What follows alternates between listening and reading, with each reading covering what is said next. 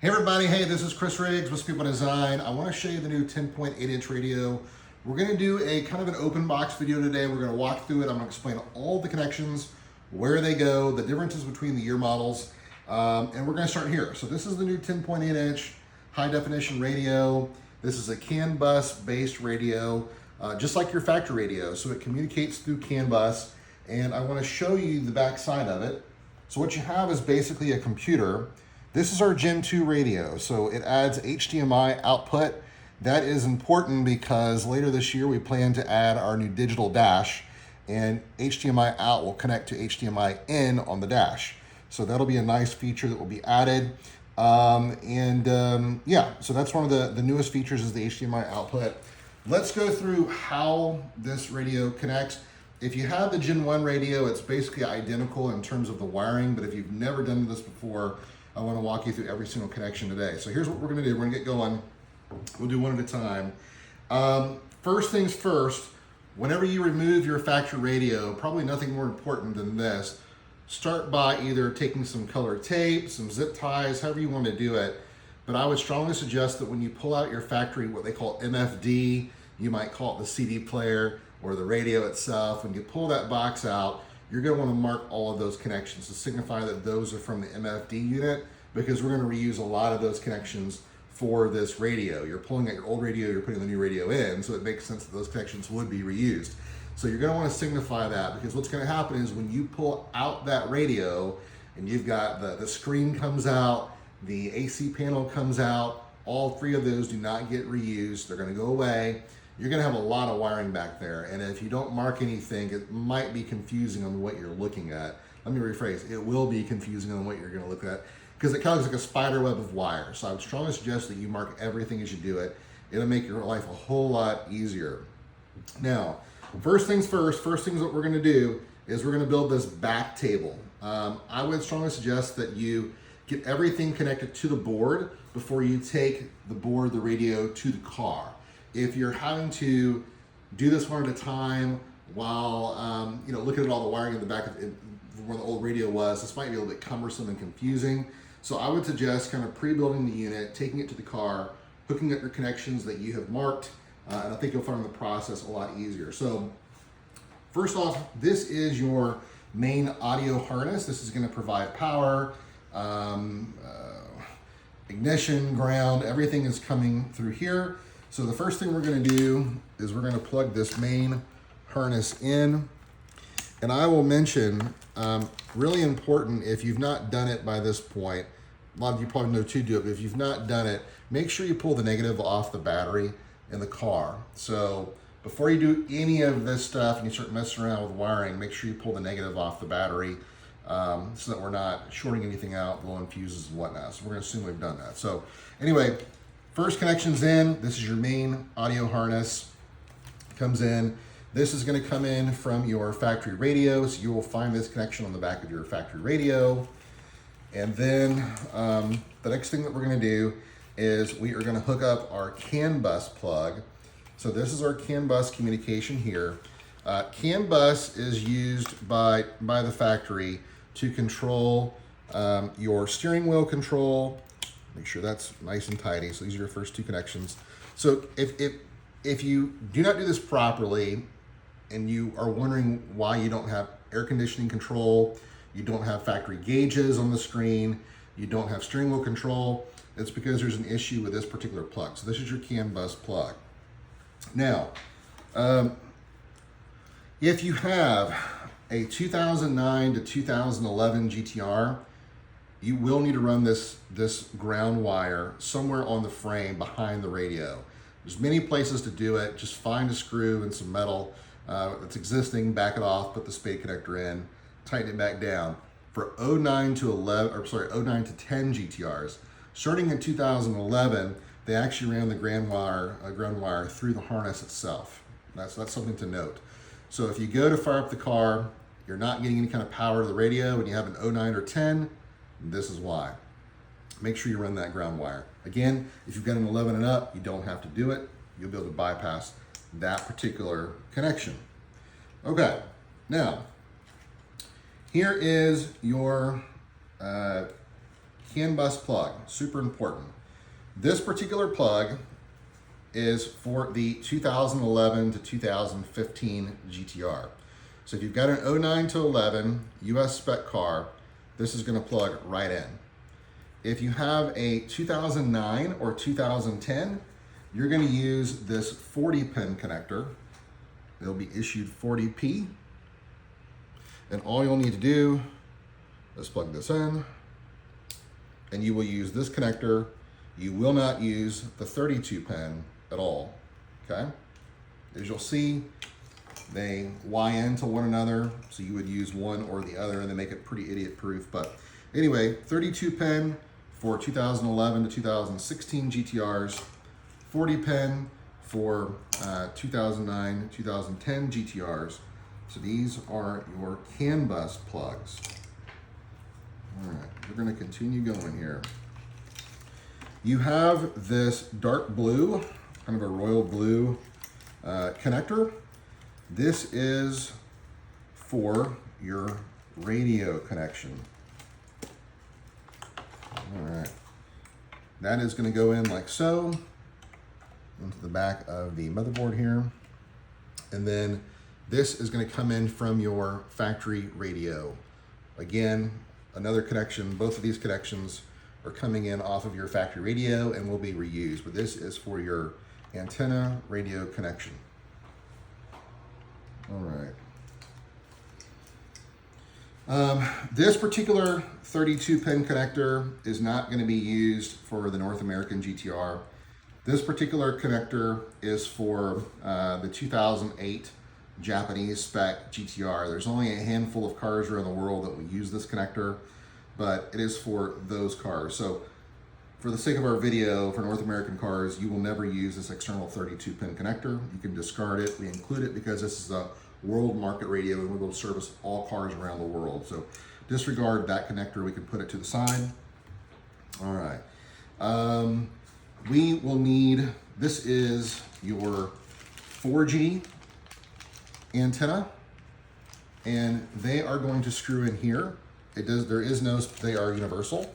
So they will screw in to these gold terminals here. You will want to mount these behind the radio, but this is for 4G connection. All right. This is your 4G SIM card. So all of this works together, and this allows you to put a SIM card in so that you can use this device as a standalone hotspot. You don't have to hotspot off of your phone. You have that option if you'd like, or you can go to your cellular store network, and for around $20 a month, it's kind of the going rate in the US, you can get a dedicated SIM card, and that is where this is going to go. This is an 8-pin connector, and let me see if I can find, here. That's going to be your top left-hand corner closest to me is where that one will go. This is optional, so if you have no aspirations of installing a SIM card, you will not need this, but that is where it goes. This is for GPS. This will plug in here at the blue connector. This is to provide the radio a dedicated GPS connection. So again, if you are using something like Apple CarPlay through your phone, Android Auto, this is optional. This is if you want to give the device its own GPS and would be used if you had a SIM card in here and you want to run Google Maps and things like that. If you're using your phone's GPS over CarPlay, you would not need to use GPS for the board, just to further clarify that. So that would be considered optional. All right. This is for USB connection. The 2009 and 2010 US spec GTRs, to my knowledge, at least mine did not have, that I can recall, USB in it, but the later year model cars did. You would have factory USB connections. So that is what this does. So if you've got a 2011 to 2016 car with a factory USB connection, it would actually be in the back again of your radio, same area that you would find these two guys. You'd also find this plug off your back of your radio. You'd plug that factory connector in, and then you would take your pick. You can use either one of these. That's what this adapter does. So again, if you've got an 09 or 10, you're probably not going to be using this adapter, but you can still use the USB plugs, and you can run them with their easy access somewhere inside the car.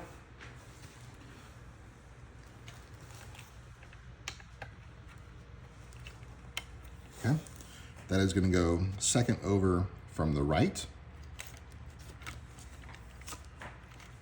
All right. Okay, for those of you that have aftermarket car audio or audio files in our GTR family, particularly those of you that have aftermarket amplifier options, aftermarket amps, aftermarket subwoofers, you do have subwoofer output here, and these are preamps to an aftermarket amplifier. So if you're not using that, if you're using factory radio, you will likely not use this, but if you are running aftermarket audio parts, you will.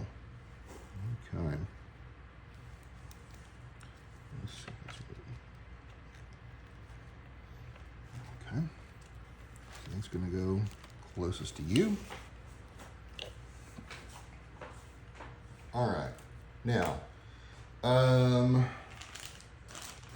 let's talk about the backup camera. That is one that I do get a lot of questions about. 2009, 2010 GTRs, you're not going to have a backup camera, but you can add a aftermarket backup camera from us or from other companies if you would so like. If you do add the aftermarket backup camera, you're going to use this brown plug that's labeled CCD-V for video. And you will also use the same plug for your factory backup camera with the addition of this harness, which I'm fixing to show you. So you will want to put this in for your backup camera. This is all things video connection here. It's going to go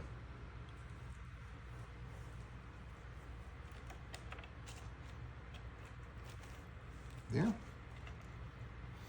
Okay. Second over from the right. It's going to be your video connection. All right, so let's talk about how you hook up the factory backup camera, because they have their own set of plugs. So when you remove your factory screen, you will see some plugs. And one of them is going to be this 40 pin. This 40 pin is your power. This powers your factory backup camera. That's what it does. And you will also use, for the North American cars, this 24 pin plug. So the 24 and 40 pin, you will not use this plug. This plug is for international GTRs, and you will not use this at all. You will use these two plugs, the 24 pin and the 40 pin. The way that this works, and you have a 50-50 shot of doing it, is one of these two here on this connector will come in from your, well, let me show you how it works. So let's just plug it in first. So this is going to be down here. Okay, you can see where that goes. All right. So again, we're not using the singular piece. We're going to discard that. It's for international GTRs. But we are going to use here and here, right? So we're plugging this in. This is power to the camera. So if you're not getting power to the camera, this is why. Look for this connector. You will look for this connector. This is your 24 pin. And then what you want to do is one of these two, you have a 50-50 shot, are going to plug into this CCD-V to bring the video in. All right.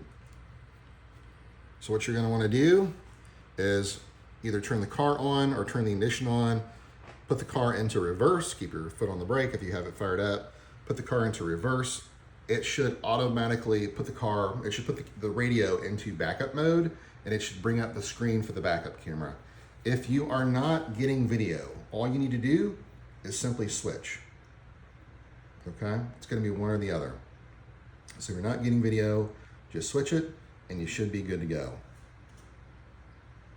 All right, so what you're really doing is the video signal is coming in from here, from your factory harness, and then it's being output to this connection, into the device.